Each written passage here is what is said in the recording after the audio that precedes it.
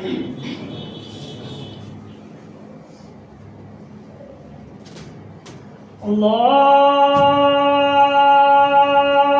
أكبر الله أكبر الله أكبر الله أكبر أشهد أن لا إله إلا الله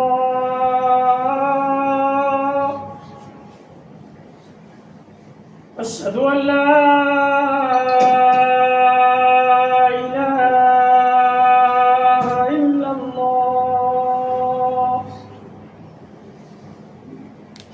أشهد أن محمدا رسول الله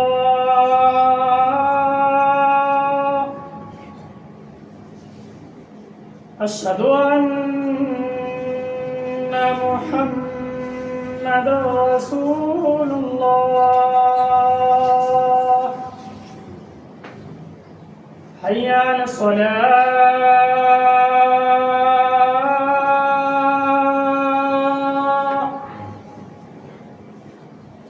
حي على الصلاة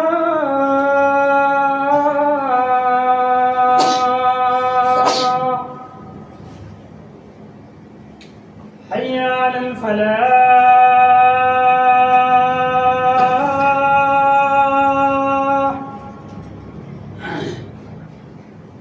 حي على الفلاح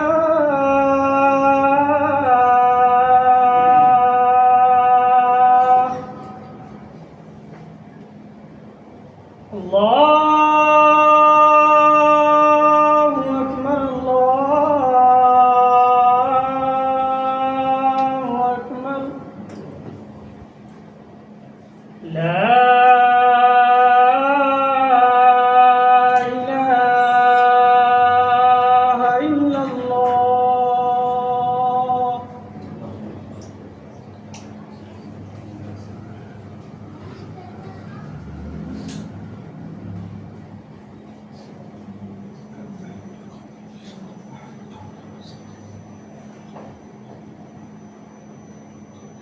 إن الحمد لله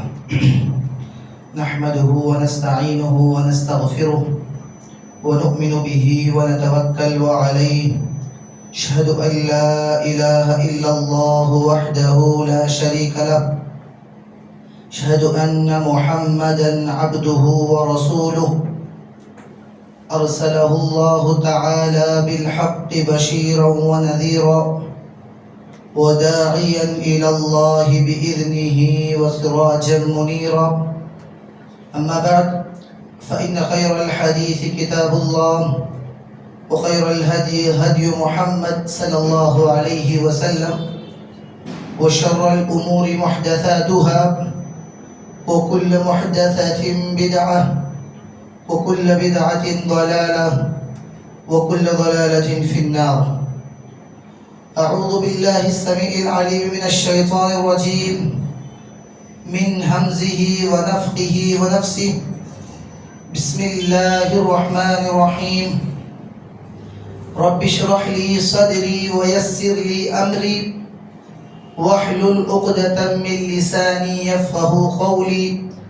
ربي زدني علما. قال الله تبارك وتعالى في موضع آخر يوم نقول لجهنم هل امتلأت وتقول هل من مزيد وأزلفت الجنة للمتقين غير بعيد هذا ما توعدون لكل أواب حفيظ من خشي الرحمن بالغيب وجاء بقلب منيب ادخلوها بسلام ذلك يوم الخلود. تمام قسم کی تعریفات، توصیفات، کبریائی، بزرگی و بڑائی لائق و زیبا ہے اس اللہ وحدہ لا شریک کے لیے جس نے ہم تمام کو اشرف المخلوقات بنایا اور انسان بنانے کے بعد مذہب اسلام جیسی عظیم نعمت سے ہمیں بہرور کیا۔ سبحان اللہ و بحمدہ، سبحان اللہ العظیم۔ لاکھوں کروڑوں درود و سلام کا نزول ہو تمام ہی انبیاء کرام علیہم الصلاۃ والتسلیم پر، خصوصاً میرے اور آپ کے آخری نبی جناب محمد الرسول اللہ صلی اللہ علیہ وسلم کی ذات مبارکہ مقدسہ مطہرہ پر، جو ساری انسانیت کے لیے رحمت بنا کر مبعوث فرمائے گئے۔ اللہم بارک وسلم علیہ۔ قابل احترام اہل علم حضرات، بزرگان دین، نوجوانان اسلام، پردہ نشین، عفت مآب اسلامی مائیں اور بہنیں، اللہ تبارک و تعالیٰ کا بے پایہ شکر و احسان ہے کہ اس کے خاص فضل و کرم سے ہم اپنی زندگی میں ایک اور مرتبہ ماہ مقدس رمضان المبارک سے گزر رہے ہیں۔ اللہ تبارک و تعالیٰ سے مل کر دعا کرتے ہیں کہ الہ العالمین، اس ماہ میں اب تک جو کچھ ہم نے چھوٹی موٹی عبادتیں انجام دی ہیں، اے اللہ تو ان تمام کو شرف قبولیت عطا فرما، اور جو بقیہ ایام ہمارے پاس ابھی بچے ہوئے ہیں ان تمام میں زیادہ سے زیادہ اللہ تبارک و تعالیٰ کو راضی کرنے کی ہمیں کوشش کرتے رہنے کی توفیق و سعادت نصیب فرما، آمین یا رب العالمین۔ محترم حاضرین، جیسا کہ ہم تمام بخوبی جانتے ہیں کہ تقریباً ماہ مقدس کے 2 عشرے مکمل ہونے کو ہیں۔ بہت ہی جلد ہم تیسرے عشرے میں داخل ہونے والے ہیں۔ اس سلسلے میں سب سے پہلی بات تو یہ ہے کہ قابل مبارکباد ہیں وہ تمام لوگ جنہوں نے رمضان المبارک کی پہلی تاریخ سے ہی اپنے آپ کو عبادتوں کے لیے وقف کر دیا، اپنے روز و شام کو اللہ سبحانہ و تعالیٰ کی رضامندی کے حصول کے لیے لگا دیا تھا، اور جنہوں نے اس ماہ مقدس کو اللہ رب العالمین کے بتائے ہوئے طریقے پر گزارنے کی کوشش کی۔ تو ہمیں کوشش یہ کرتی رہنی چاہیے کہ اب تک ہم نے رمضان کو جس طریقے سے گزارا ہے، یہ جو آنے والا عشرہ ہے اس کو اس سے بھی زیادہ بہتر طریقے سے گزارنے کی کوشش کریں۔ سب سے پہلے میں ایک حدیث مبارک آپ کے سامنے پیش کرتا ہوں۔ اما عائشہ رضی اللہ تعالی عنہ فرماتی ہیں، کان رسول اللہ صلی اللہ علیہ وسلم اذا دخل العشر شد مئزرہ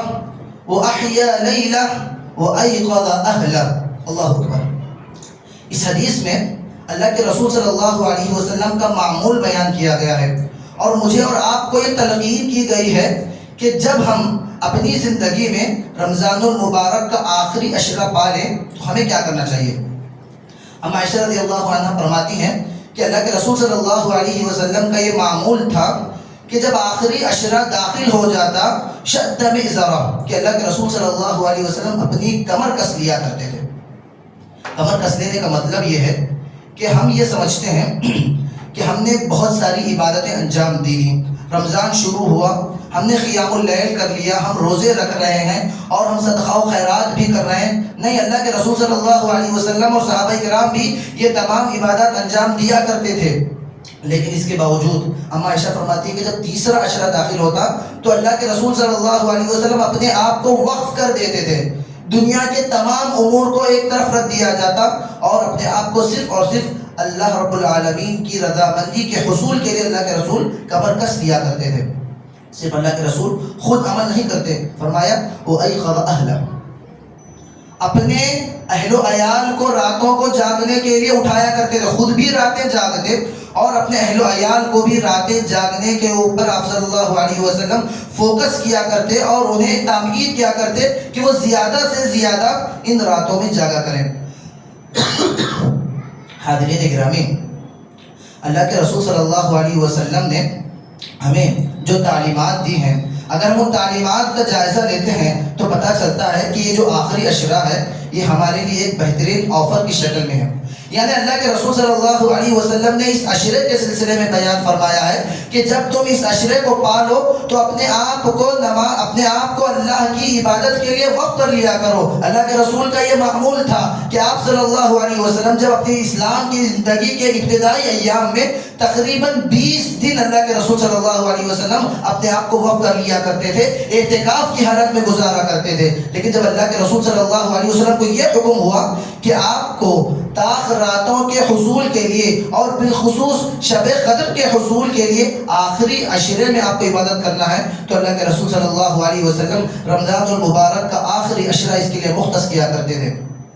آخری عشرے کی یہ فضیلت کیوں آئی ہے، سوال پیدا ہوتا ہے۔ اللہ کے رسول کے جو خصوصی اعمال ہوا کرتے تھے اس کے اسباب کیا ہیں؟ کیوں رمضان کے تینوں عشروں میں 30 دن کے مقابلے میں ان 10 دنوں پر جو خصوصیت ہے، جو فوکس ہے، جو اس کے فضائل بیان کیے گئے ہیں، آخر اس کا سبب کیا ہے، اس کے ریزن کیا ہے؟ اگر ہم جانتے ہیں تو سب سے بڑا سبب ہمیں یہی ملتا ہے کہ یہ وہ رات ہے جس رات کے بارے میں اللہ نے فرمایا اِنَّا أَنزَلْنَاهُ فِي لَيْلَةِ الْقَدْرِ، کہ اللہ سبحانہ و تعالیٰ نے ایک رات ایسی رکھی ہوئی ہے اس مہینے میں جس میں اللہ سبحانہ و تعالیٰ نے قرآن کو نازل کیا، اور وہ جو رات ہے وہ رمضان المبارک کے آخری عشرے میں آنے والی ہے۔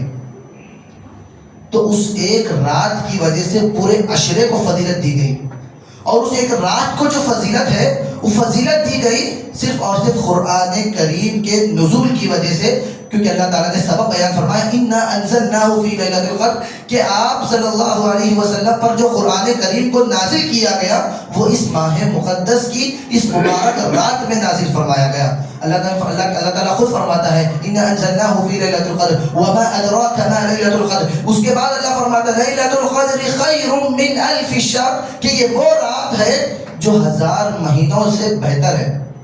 یہاں پر اہل علم نے چند نکات بیان فرمائے ہیں جو آج کی اس خطبہ جمعہ کے حوالے سے آپ لیتے جائیے کہ پہلے کے امتوں کا اگر ہم جائزہ لیتے ہیں کہ حضرت آدم علیہ السلام سے لے کر حضرت عیسیٰ علیہ السلام تک جتنی بھی امتیں آئیں ان تمام امتوں کے الگ الگ عمریں ہوا کرتی تھیں۔ ان تمام امتوں کے لیے اللہ سبحانہ و تعالیٰ نے زندگی گزارنے کے لیے جو دورانیہ رکھا تھا وہ الگ الگ دورانیے تھے۔ اگر ہم اس کا اندازہ لگانا چاہیں تو حضرت نوح علیہ السلام کی زندگی کا ہم مطالعہ کر سکتے ہیں، جن کے بارے میں اللہ سبحانہ و تعالیٰ نے فرمایا کہ حضرت نوح علیہ السلام نے اپنی قوم کو تقریباً 950 سال تک انہوں نے دعوت دی تھی۔ کتنے؟ 950 سال تک حضرت نوح نے اپنی قوم کو دعوت دی تھی کہ وہ اللہ کی عبادت کریں، اللہ کی طرف لوٹ آئیں۔ تو اس سے ہم یہ اندازہ لگا سکتے ہیں کہ جب انہیں دعوت دینے کی جو زندگی ہے، جو ڈیوریشن ہے وہ 950 سال تھا، تو ان کی مکمل زندگی کتنی رہی ہوگی اس کا تو کوئی اندازہ ہی نہیں ہے۔ اللہ تعالیٰ نے کس عمر میں ان کو نبی بنایا تھا، کس وقت سے انہوں نے دعوت کا کام شروع کیا تھا، اس کی تفصیلات ہمیں قرآن میں نہیں ملتی، بس اتنا ہمیں ضرور معلوم ہوتا ہے 950 سال تک انہوں نے دین کی دعوت دی تھی۔ تو پتہ چلا کہ ماقبل کی جو اقوام تھی ان کی عمریں تقریباً 1000 سال کے آس پاس ہوا کرتی تھی، یعنی ایک شخص 1000 سال تک زندہ رہا کرتا تھا۔ لیکن اگر امت مسلمہ کے حوالے سے بات کریں تو اللہ کے رسول صلی اللہ علیہ وسلم نے اس حوالے سے فرمایا اعمال امتی ما بین 60 الى 70 وقلیل من یجاوزہ۔ اللہ کے رسول نے فرمایا کہ میری امت جو ہے اس میں جو لوگ زندگی گزاریں گے ان کی زندگیاں 60 یا 70 سال کے درمیان ہوں گی، یعنی جو ایوریج ہے، جو اوسط ہے وہ 60 یا 70 سال کے درمیان ہی رہے گا۔ اور اللہ کے رسول نے فرمایا وقلیل من یجاوزہ، بہت کم لوگ ایسے ہوں گے جو اس سے تجاوز کریں گے، جن کی عمریں اس سے زیادہ ہوں گی۔ اگر ہم اس حوالے سے اگر جائزہ لیں اپنی امت کا، اپنے اقوام کا، اپنے معاشرے اور سوسائٹی کا جائزہ لیں تو پتہ چلتا ہے کہ بہت سارے ایسے افراد ہیں جو 50 یا 60 سال کے آتے آتے ان کی زندگی تقریباً ختم ہو جاتی ہے، بڑھاپا ان پر شروع ہو جاتا ہے، اور 70 سال کے آتے آتے کئی افراد ہمارے درمیان سے رخصت ہو جاتے ہیں۔ تو پتہ چلا کہ ہماری زندگیاں بہت کم تھیں۔ اب ایک سوال ہی پیدا ہوتا ہے کہ ہماری زندگی تو اللہ تعالیٰ نے صرف 60 یا 70 سال تک مقید کر دی، لیکن ماقبل کی اقوام جو تھی وہ تقریباً 1000 سال تک، تقریباً 10 ٹائمز یا اس سے بھی زیادہ وہ لوگ ہم سے زیادہ زندگی گزارا کرتے تھے۔ تو ان کے اعمال اور ہمارے اعمال کے درمیان بہت فرق ہو سکتا ہے۔ تو اسی فرق کو ختم کرنے کے لیے اللہ سبحانہ و تعالیٰ نے فرمایا لیلۃ القدر خیر من الف شہر، کہ ہر سال آپ کے پاس ایک آفر ٹائم ہوتا ہے، ایک لمیٹڈ ٹائم کے لیے آپ کے پاس آفر آتا ہے کہ آپ اپنے آپ کو ماقبل کی اقوام کے برابر کرو یا ان سے بھی آگے بڑھ جاؤ۔ ایک رات آپ نے عبادت کر لی تو اس ایک رات کی عبادت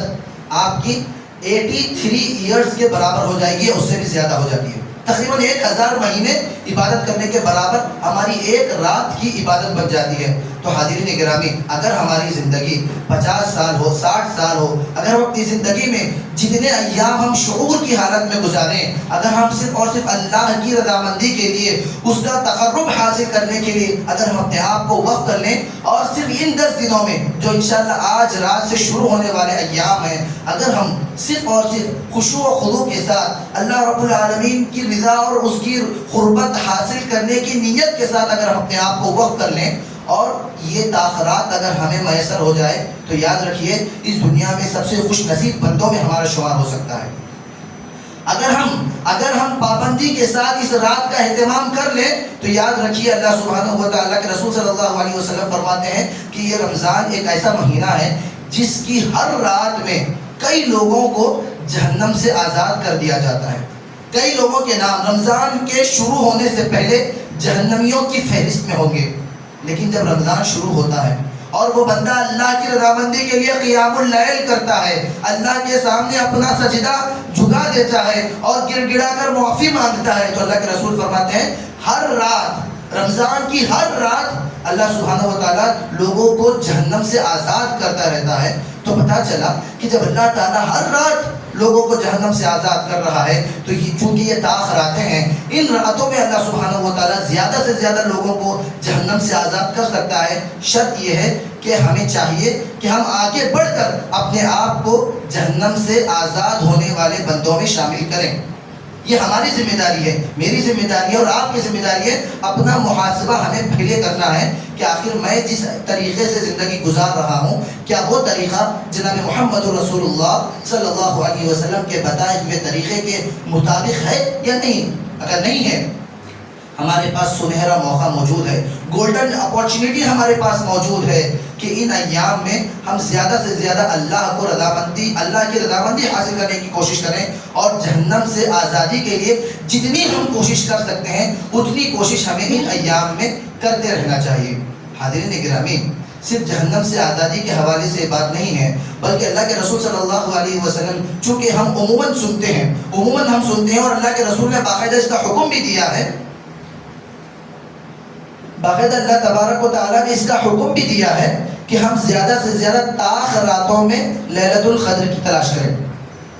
لیکن اگر ہم سنت رسول کا اگر جائزہ لیتے ہیں تو پتہ چلتا ہے کہ اللہ کے رسول صلی اللہ علیہ وسلم کا معمول تھا کہ اللہ کے رسول صرف طاق راتیں نہیں جاگتے تھے، بلکہ اللہ کے رسول اس عشرے کی تقریباً ہر رات اللہ کے رسول جاگا کرتے تھے، جو حدیث میں نے شروع میں آپ کے سامنے بیان فرمائی، کان رسول اللہ صلی اللہ علیہ وسلم شد مئزرا وایقظ لیلا، کہ اللہ کے رسول اس عشرے کی ہر رات جاگا کرتے تھے۔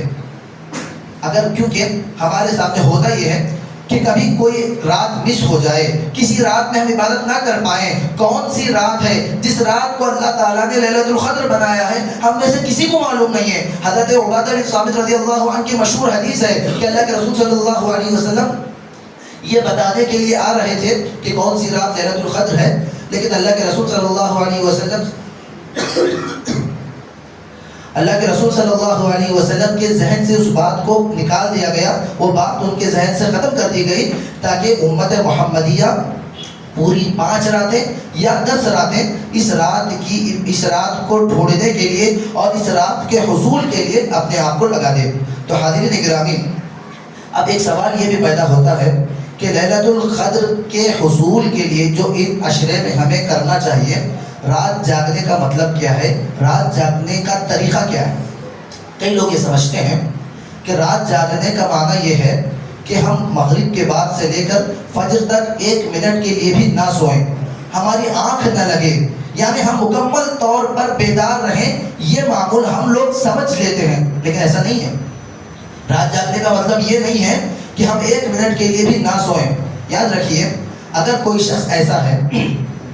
کہ وہ مکمل رات جاگ نہیں سکتا، اگر وہ رات جاگے تو جاگنے کی حالت میں اس کے ہوش و حواس اس کے ساتھ نہیں رہتے ہیں، تو ایسی صورت میں اہل علم نے یہ بیان فرمایا ہے وہ تھوڑے وقفے کے لیے اپنے آپ کو نیند کی آغوش میں لے جا سکتا ہے، وہ تھوڑی دیر کے لیے آرام کر سکتا ہے، پھر اس کے بعد تازہ دم ہو کر اٹھے اور پھر سے اللہ کی بات کرے۔ تھوڑی دیر کا مطلب یہ نہیں کہ ہم 5-6 گھنٹے 7 گھنٹے سو جائیں، رات کا دورانیہ ہی تقریباً اتنا ہوتا ہے۔ ہمیں چاہیے کہ تھوڑا بہت آرام کریں پھر اٹھ کر اللہ کی بات کریں۔ ایسا اس لیے ہے کیونکہ اللہ کے رسول صلی اللہ علیہ وسلم کی ایک حدیث مبارکہ میں فرماتے ہیں کہ اگر کوئی بندہ نیند کی حالت میں ہو، اس پر نیند کا غلبہ طاری ہو رہا ہو، ایسی صورت میں اگر وہ جاگ کر اپنے آپ پر ظلم کر کے اگر وہ اللہ کی عبادت کرنا چاہے، اللہ کے سامنے قرآن کریم کی تلاوت کرے، نمازیں پڑھتا رہے، دعا استغفار کرتا رہے، تو عین ممکن ہے کہ وہ اللہ سے دعا تو کر رہا ہو، وہ اللہ سے مانگنے کے بجائے کہیں وہ دعا کی بجائے بد دعائیں کر بیٹھے۔ قرآن کی جو تلاوت وہ آیتیں کر رہا ہے، کہیں ان آیتوں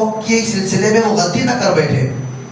کئی ساری ایسی آیتیں ہیں جہاں ہم اگر زبر زیر کی بھی غلطی کر دیتے ہیں تو معنی کچھ کا کچھ ہو جاتا ہے۔ جیسے ہم سورہ ناس پڑھتے ہیں، اگر کوئی بندہ سورہ ناس کی تلاوت فرماتا ہے، قل اعوذ برب الناس سے اگر کوئی شروع کر رہا ہے اور نیند کا غلبہ اس پر اتنا ہے کہ وہ آخر میں آتے من الجنۃ والناس کی جگہ من الجنۃ والناس اگر وہ کہہ دے، جنہ کے بجائے جنہ کہہ دے، تو مطلب یہ ہو جاتا ہے کہ اے اللہ میں جنت سے پناہ مانگتا ہوں کہ مجھے جنت نہ دے۔ معنی اس قدر بدل جاتے ہیں۔ اگر بندے پر نیند کا غلبہ آ جائے اور وہ کچھ کا کچھ پڑھنے کا خدشہ ہو تو ایسی صورت میں اسے عبادت نہیں کرنا چاہیے، اس وقت اسے تھوڑی دیر کے لیے وقفہ لے لینا چاہیے اور اس وقفے میں اللہ کے لیے، اللہ کی رضامندی کے لیے ہی اسے تھوڑا سا آرام کر لینا چاہیے، پھر سے تازہ دم ہو کر اس رات کے حصول کے لیے اسے آگے بڑھتے رہنا چاہیے۔ محترم حاضرین، ایک اور بات اللہ سبحانہ و تعالیٰ نے جو اما عائشہ رضی اللہ عنہ کے حوالے سے مشہور حدیث ہے کہ اما عائشہ رضی اللہ تعالیٰ عنہ نے فرمایا، اے اللہ کے رسول صلی اللہ علیہ وسلم، اگر میں اپنی زندگی میں تاخرات کو پا لیتی ہوں تو میرا کیا عمل ہونا چاہیے؟ میں کیا کروں کہ اللہ سبحانہ و تعالیٰ مجھ سے راضی ہو جائے؟ ایسا میں کون سا عمل انجام دوں کہ اس عمل کی انجام دہی کی وجہ سے اللہ سبحانہ و تعالیٰ جو ہے مجھ سے خوش ہو جائے؟ میں وہ کون سی دعا پڑھوں کہ وہ دعا میرے لیے اس رات کے لیے کافی ہو جائے؟ تو اللہ کے رسول نے مشہور دعا فرمائی تھی جو تقریباً یہاں بیٹھے ہوئے تمام افراد کو یاد ہوگی۔ اللہ کے رسول نے فرمایا آپ یہ دعا پڑھے، اللہم انکا عفو تحب العفو فاعف عنی، کہ اللہ سبحانہ و تعالیٰ بے شک تو معاف کرنے والا ہے، معافی کو پسند فرماتا ہے، مجھے معاف فرما۔ اہل علم نے یہاں سے چند نکات بیان فرمائے ہیں کہ اللہ کے رسول صلی اللہ علیہ وسلم نے اما عائشہ رضی اللہ عنہا کے سوال پر کوئی دوسری بڑی دعا نہیں بیان فرمائی، کئی سارے خطبے نہیں دیے، بلکہ اللہ کے رسول نے ایک چھوٹی سی دعا بیان فرمائی کہ اس دعا کا اہتمام کریں۔ اگر ہم اس دعا کے الفاظ پہ غور کرتے ہیں تو اللہ کے رسول فرماتے ہیں اللہ تعالیٰ نے اللہ سے ہمیں یہ کہنا چاہیے اللہم انکا عفو تحب العفو فاعف عنی، کہ اے اللہ بے شک تو معاف کرنے والا ہے، معافی کو پسند فرماتا ہے۔ تو ہمیں یہ سبق دیا گیا ہے کہ اللہ جو ہمارا خالق ہے، اللہ جو ہمارا مالک ہے، اللہ جو ساری انسانیت کو درگزر کرنے والا ہے، اس کے لیے سب سے پسندیدہ عمل یہ ہے کہ وہ معاف کرے۔ تو بندے ہونے کے ناطے، اس اللہ کے بندے ہونے کے ناطے، اللہ تبارک و تعالیٰ کی بھیجی ہوئی شریعت کو ماننے والے ہونے کے ناطے مجھ پر اور آپ پر یہ فریضہ بنتا ہے کہ ہم بھی اللہ کی اس صفت کو اپنانے کی ہم کوشش کریں۔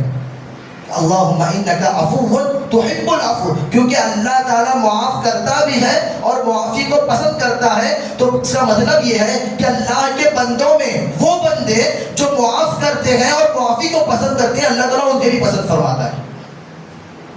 یعنی میرا اور آپ کا جو رویہ ہے، ہمارے جو معاملات ہیں، ہم کس طریقے سے ایک دوسرے سے معاملات کرتے ہیں، چھوٹی چھوٹی باتوں کو لے کر کئی دنوں تک ہم آپس میں باتیں نہیں کرتے، کئی دنوں تک ہم ایک دوسرے کے گھر نہیں جاتے، دوست تو دوست، لوگ خاندانوں کے خاندان ٹوٹ جاتے ہیں صرف چھوٹی موٹی بات پر، چھوٹی موٹی انا پر، چھوٹے موٹے ایگو پر ہم اپنی زندگیاں برباد کر دیتے ہیں۔ جبکہ اللہ تبارک و تعالیٰ نے اس روئے زمین پر جتنے بھی راتیں ہوتی ہیں، ان تمام راتوں کی سب سے افضل ترین رات میں جو کام کرنے کا ہمیں حکم دیا، اس رات میں اللہ نے فرمایا کہ تم معاف کرو، معافی کو پسند کرو اور معافی کے سلسلے میں اللہ سے دعا مانگو۔ تو ہمیں چاہیے کہ اللہ سبحانہ و تعالیٰ اس مقدس ترین رات میں جب معافی کی گفتگو کر رہا ہے، معاف کرنے والوں کو پسند کرنے کی بات کر رہا ہے، اور جو کوئی بھی اللہ کے سامنے معافی کی درخواست لے کر حاضر ہوتا ہے اللہ سبحانہ و تعالیٰ اس کو معاف کرنے کا وعدہ کر رہا ہے، تو ایسی صورت میں ایک بندہ مومن ہونے کے ناطے جب ہم اپنے آپ کو اہل ایمان میں شمار کرتے ہیں، جب ہم اپنے آپ کو یہ کہتے ہیں کہ اللہ کے مقرب بندے ہیں، جب ہم اپنے آپ کو یہ کہتے ہیں کہ ہم اللہ کو رضامند کرنے کی ہم کوششیں کر رہے ہیں، تو اس میں سب سے بڑی کوشش ہمیں یہ کرنا چاہیے کہ ہم اس مہینے میں زیادہ سے زیادہ اپنے آپ کو عفو بنانے کی کوشش کریں، عبد العفو بنانے کی ہم کوشش کرتے رہنا چاہیے۔ حاضرین گرامی، اللہ سبحانہ و تعالیٰ کی رضامندی کے لیے اگر ہم اپنے اندر یہ ایک صفت پیدا کر لیں تو یاد رکھیے حقوق العباد کے کئی سارے معاملات اس ایک صفت کے اندر حل ہو جاتے ہیں۔ ہم لوگ عموماً رمضان کے حوالے سے کوشش تو یہ کرتے ہیں، اب تک جو 20 ایام ہم نے گزار لیے اور بقیہ جو 10 ایام ہمارے پاس بچے ہوئے ہیں، ہماری کوشش یہ ہوتی ہے جو حقیقی معنوں میں اللہ کے بندے ہوتے ہیں، جو رمضان کی اہمیت کو سمجھتے ہیں، ان میں سے بھی ایک بڑی تعداد ایسے لوگوں کی ہوتی ہے جو رمضان کا مطلب یہ سمجھتے ہیں کہ ہم صرف اور صرف اللہ کو راضی کرنے کے لیے حقوق اللہ کی ادائیگی میں لگ جائیں۔ نہیں، صرف حقوق اللہ کی ادائیگی ہمیں نہیں کرنا ہے، بلکہ اس ماہ مقدس میں حقوق اللہ کے ساتھ ساتھ حقوق العباد پر بھی ہمیں فوکس کرنا ہے، اور حقوق العباد کے سلسلے میں ہمیں کیا اعمال انجام دینے ہیں یہ ہمیں اسی دعا سے، اسی حدیث سے پتہ چلتا ہے کہ کئی سارے معاملات ہو سکتے ہیں، کئی ساری شکایتیں ہمیں ہو سکتی ہیں، کسی سے کچھ غصہ ہے، کسی سے کچھ لڑائی ہے، کسی سے کچھ جھگڑا ہے، کوئی کسی کو کچھ کہہ گیا، بہت سارے معاملات ہو سکتے ہیں، اور عین ممکن ہے کہ غلطی آپ کی نہ ہو، عین ممکن ہے کہ غلطی سامنے والے کی ہو۔ ایسے معاملے میں بھی اگر آپ عاجزی اختیار کرتے ہیں اور آگے بڑھ کر اس ماہ مقدس میں اگر آپ کسی کو معاف کر دیتے ہیں تو یاد رکھیے ہم نے اپنی زندگی میں جتنے بھی گناہ کیے ہیں اللہ سبحانہ و تعالیٰ کیونکہ معافی کو پسند فرماتا ہے، اللہ کے رسول نے فرمایا اللہ معافی کو پسند فرماتا ہے، تو آپ کے اس معاف کرنے کے عمل کو اگر اللہ پسند فرما لے تو سمجھ جائیے آپ کی زندگی بھی کامیاب، آپ کی آخرت بھی کامیاب۔ اس نقطے کو ہمیں سمجھنے کی ضرورت ہے۔ اس نقطے کو اگر ہم اپنی زندگی میں نافذ کر لیں اور اپنے آپ کو اللہ سبحانہ و تعالیٰ کی رضامندی کے لیے اگر ہم وقف کر لیں تو سمجھ جائیے کہ ہم نے رمضان المبارک اللہ نے جس مقصد کے لیے ہماری زندگی میں ادا کیا تھا وہ مقصد پورا ہو گیا۔ لیکن ہمارا معاملہ یہ ہے، ہمارا معمول یہ ہے کہ ہم راتوں میں تاخرات جاگنے کا مطلب یہ سمجھتے ہیں کہ ہم کئی سارے، اور ایک بات میں بتا رہا ہوں، کئی ساری مساجد کا ہم نے دیکھا ہے، معائنہ کیا ہوا ہے کہ تاخراتوں میں عمومی طور پر کئی گھنٹوں تک بڑے بڑے خطابات ہوتے ہیں۔ یاد رکھیے خطابات کرنے کے لیے تاخراتیں نہیں ہوا کرتی ہیں، تھوڑی بہت واضح نصیحت کی جا رہی ہے، ٹھیک ہے، لیکن زیادہ سے زیادہ یکسوئی اور تنہائی میں رہ کر ہمیں اللہ کی عبادت کرنا ہے، اس کی رضامندی کے لیے کوشش کرتے رہنا چاہیے۔ قیام اللیل ہم جماعت کے ساتھ کر رہے ہیں، بہت اچھی بات ہے، اگر ہم اجتماعیت کے ساتھ سحری کر رہے ہیں بہت اچھی بات ہے کہ ہم اللہ کو رضامند کرنے کے لیے ہم یہ اعمال انجام دے رہے ہیں، لیکن یاد رکھیے ایک بڑا وقفہ ایسا بھی ہونا چاہیے کہ بندے تنہائی میں یکسو ہو کر اللہ کی بارگاہ میں اپنی پیشانی کو رکھیں، روئیں، گڑ گڑائیں، معافی مانگے کہ اللہ مجھے یہ گناہ سرزد ہوا، مجھے یہ گناہ سرزد ہوا، یہ گناہ سرزد ہوا۔ اپنے جو کچھ بھی کالے کچھے ہیں، جو کچھ بھی اپنے برے اعمال ہیں، جب ہم اللہ کے سامنے رکھتے ہیں، اللہ کے سامنے پیش کرتے ہیں تو اللہ فرماتا ہے اللہم انک عفو تحب العفو فاعف عنی، کہ اللہ معاف فرمانے والا ہے۔ جب اللہ معاف کرنے پر آ جاتا ہے تو یاد رکھیے کئی زندگیاں جہنم سے آزاد ہو جاتی ہیں۔ تو حاضرین گرامی ہمیں کوشش یہ کرتے رہنا چاہیے کہ جتنا زیادہ ہو سکے اتنا زیادہ ہمیں اللہ کو رضامند کرنے کی کوشش کریں۔ حاضرین ایک آخری بات کہہ کے اپنی گفتگو ختم کرتا ہوں کہ اس ماہ مقدس کے آخری عشرے میں جو بہترین عبادت اللہ کے رسول کی تھی، جس کے سلسلے میں نے پہلی حدیث میں بیان فرمایا، وہ یہی ہے کہ اللہ کے رسول اپنے آپ کو وقف کیا کرتے تھے۔ اس وقف کی ایک شکل اعتکاف بھی ہے۔ ہم میں سے الحمدللہ ثم الحمدللہ کئی ساری مساجد میں اعتکاف کے لیے باقاعدہ ٹینٹ لگائے جاتے ہیں، پردے لگائے جاتے ہیں، بہت اچھا طریقہ ہے۔ ہمیں چاہیے کہ ہم زیادہ سے زیادہ اس عبادت میں بھی آگے بڑھیں، بڑھ چڑھ کر ہم اس میں حصہ لیں،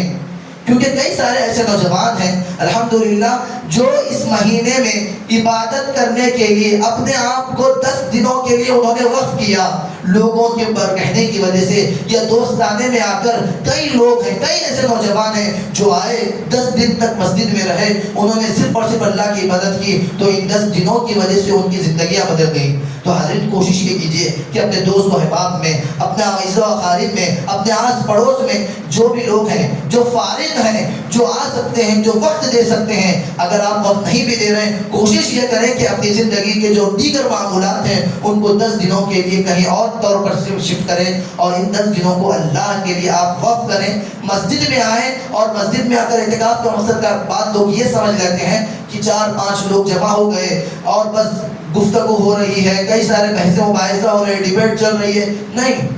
یہ کام کرنے کے لیے مسجد میں نہیں آنا ہے۔ مسجد میں عبادت کا مقصد یہ ہے کہ صرف اور صرف آپ یکسو ہو کر، تنہا ہو کر اللہ کی بات کریں۔ پردے مارے جاتے ہیں، ان پردے باندھنے کا مقصد کیا ہے؟ اگر آپ گروپ کی شکل میں بیٹھ کر بحث و مباحثہ کرنا ہی اگر مقصود ہوتا تو پھر یہ پردے مارنے کی ضرورت کیا تھی؟ پردے مارنے کا مقصد ہی یہ ہے کہ آپ جب ایک مرتبہ اپنے حجرے میں داخل ہو جائے تو آپ اپنے رب سے کنیکٹڈ ہو جاتے ہیں۔ آپ اللہ سے کیا عبادت کر رہے ہیں، اللہ کی کیا عبادت کر رہے ہیں، کیا نہیں کر رہے ہیں، صرف آپ بہتر جانیں اور اللہ بہتر جانا، دنیا کی نظر سے آپ اوجھل ہو جائیں، یہ اس کا ایک اصل مقصد ہوا کرتا ہے۔ لیکن ہم اگر اس کے مقصد اصلی کو فوت کر کر اگر دیگر امور انجام دینے لگ جائیں تو یاد رکھیے اس عبادت کی روح بھی ختم ہو جائے گی، تو پھر ایسی عبادت کرنے کا کوئی مقصد ہی نہیں رہ جاتا۔ تو حاضرین گرامی، ہمیں کوشش یہ کرتے رہنا چاہیے کہ زیادہ سے زیادہ لوگ عبادت کریں اور اعتکاف کے سلسلے میں آگے آئیں، اور اس مہینے کے اس آخری عشرے میں جو گولڈن اپورچونٹی ہمارے پاس موجود ہے اس کا زیادہ سے زیادہ بہتر طریقے سے ہمیں استعمال کرنے کی ہمیں کوشش کرتے رہنا چاہیے۔ اللہ سبحانہ و تعالیٰ سے مل کر دعا کرتے ہیں کہ الہ العالمین اس ماہ مقدس کی زیادہ سے زیادہ ہمیں قدر کرنے کی توفیق عطا فرما۔ اے اللہ سبحانہ و تعالیٰ، ہم نے جو 2 عشرے گزارے ہیں، ان 2 عشروں میں جو کچھ بھی غفلت ہم سے سرزد ہوئی ہے، اے اللہ سبحانہ و تعالیٰ اس کو درگزر فرما۔ اے اللہ سبحانہ و تعالیٰ، زیادہ سے زیادہ امت مسلمہ کو اس ماہ مقدس میں جنت الفردوس کا مستحق بنا۔ اے اللہ سبحانہ و تعالیٰ، جتنے بھی لوگ یہاں تشریف فرما ہیں، اے اللہ سبحانہ و تعالیٰ ان تمام کو جنت الفردوس میں جگہ نصیب فرما۔ اے اللہ سبحانہ و تعالیٰ، جو بھی ہمارے مرحومین ہیں، مغفورین ہیں، جو وفات پا گئے ہیں، اگر توحید پر ان کی وفات ہوئی ہو تو اے اللہ سبحانہ و تعالیٰ ان تمام کو تو جنت الفردوس میں اعلیٰ مقام نصیب فرما۔ اے اللہ سبحانہ و تعالیٰ، بس آخری دعا یہی ہے کہ اس ماہ مقدس میں ہمیں ایک اور مرتبہ لیلۃ القدر نصیب فرما، اور اس کا حق کما حق کو ادا کرنے کی توفیق و سعادت نصیب فرما۔ آمین یا رب العالمین، وآخر دعوانا ان الحمد للہ رب العالمین۔